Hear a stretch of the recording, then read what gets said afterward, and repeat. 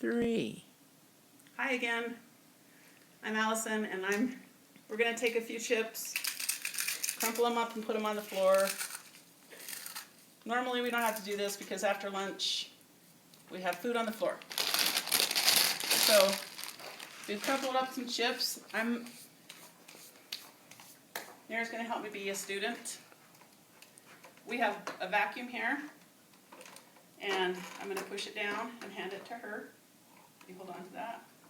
Start it for her. I ask her to push the vacuum forward and pick up the stuff. Okay, pull it back. Okay, try a different. There you go. Okay, now I'm going to show you how to do hand over hand. Now, if I go to hand her the vacuum and she doesn't want to hold it and just drops it, I'm going to put my hand gently over hers, and we're going to vacuum. Hopefully they'll move with you. If they don't move with you, then kind of got a short reach. And don't make them reach any farther than they really can. Okay. So, stand it back up. Let go.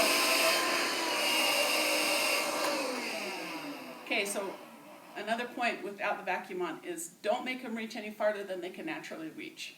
This can be done with somebody who's in a wheelchair. It can also be done with somebody who can stand, that uses a walker. But don't make them reach any farther than they naturally can, otherwise you're going to hurt them. And always use a gentle hand over hand.